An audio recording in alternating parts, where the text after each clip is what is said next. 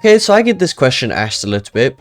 What are the best cars to buy in Drowning Empire? Now, there's a lot of options for you to pick between, cheap cars, more expensive cars. But I'm going to be going over the top 5 best cars you can buy currently at this time. If you're watching this video, like, way into the future, like, months, or, like, some, I don't know. It's obviously going to be outdated if the video is old, possibly. But as of right now, these are the best cars to buy. So I'm going to go from, like, it's not really worst, but the bottom of this list to the best. And I think the first one you can probably guess what it is. Now, while this car is very good, it is not the best on this list, but it is the Gordon Murray T50 Niki Lauda edition.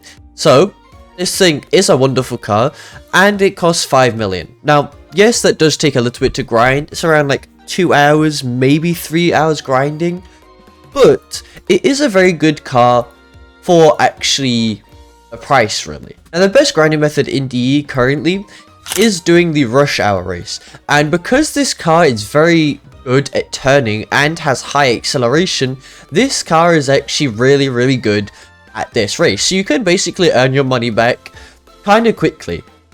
It's not, fully there, because sadly, you do have to upgrade these cars for them to be good, because, upgrading them, I guess, and upgrades do cost a little bit, so that's also another thing. But for the price range of 5 million, this car is actually, like, up there. Not as good as some other cars, but we'll go on to the next one here. Now, I'm not going up in price. What I'm going up is based on stats and how good it is actually going.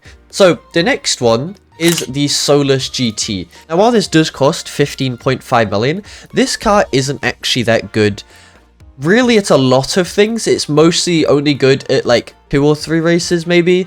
So this thing costs a whole 15 million, like I said, and it's only really good at 3 kind of races. Rush Hour, which, yes, it's like, you can earn your money back on. Then Circuit Race, and I guess maybe Drag Race, because it's got really good acceleration. But other than that, this car isn't that good at anything else. And as you can see, there are a lot of races in game. I guess it's good at Sandy Shores as well, so that makes 4. But like things like cross country, some of the rotating races, Daytona, Drawbridge, Highway, like there's a lot of other races, and this car isn't particularly good at those.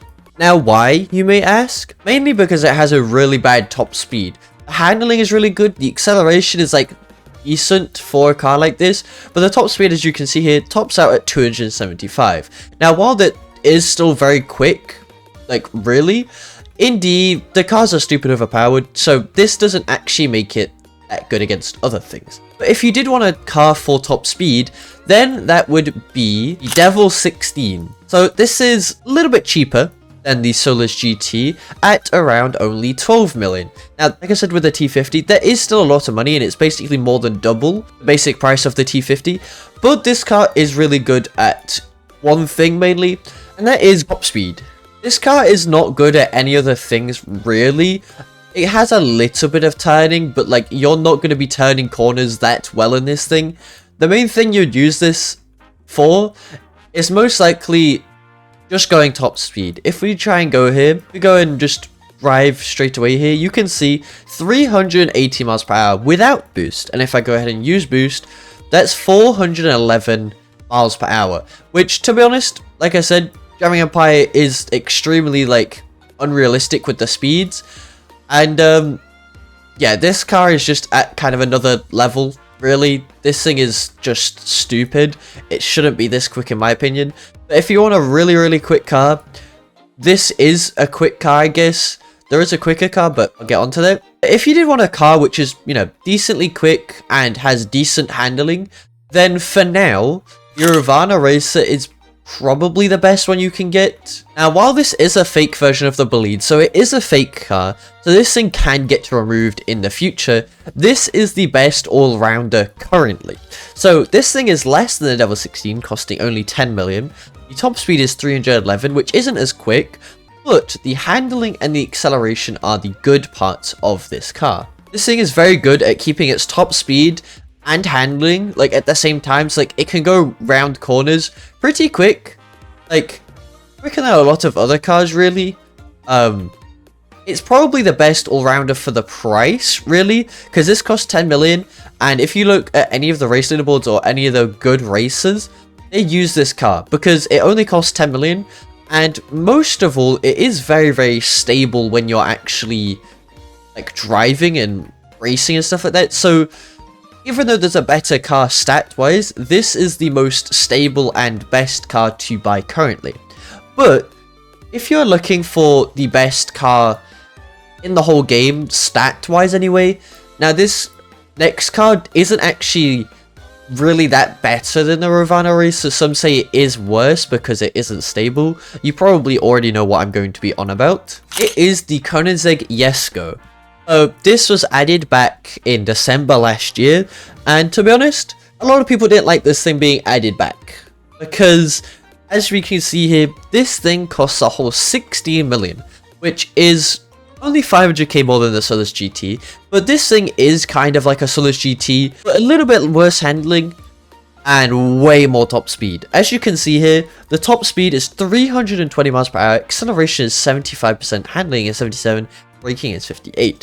Now, like I said, the Ravana Racer is still the best.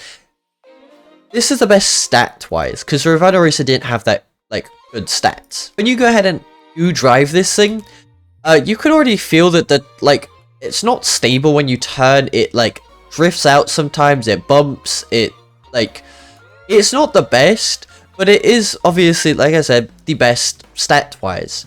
So, I mean, yeah, the top speed, as you saw there, 412 miles per hour, 1 miles per hour quicker than the Devil 16. I couldn't control the car. So yeah, that is the top 5 vehicles in the currently. Like I said, if this video is like kind of out of date, like old, then the cars will be out of date. Now, the Ravana Racer is probably going to get removed eventually, seeing as it is still a fake car. So this list, I'll probably have to make an updated one. But for now, these are the most overpowered cars in the game. Obviously, Ravana Racer currently is the probable best, because the Jesko is just way too overpowered in my opinion, and it's also just not stable when you're trying to turn and like go around corners. It's just not that good. So if you want an all-rounder car, probably get the Ravana Racer. If you have a lot of money, get this Jesko. Why not? It's, you know, a crazy good car to have, and it's a nice car to own. Like, it is very nice detail-wise and just looks-wise. But yeah, hope this helps. Enjoy grinding, and I'll probably have to update this video in the future. Have a good day.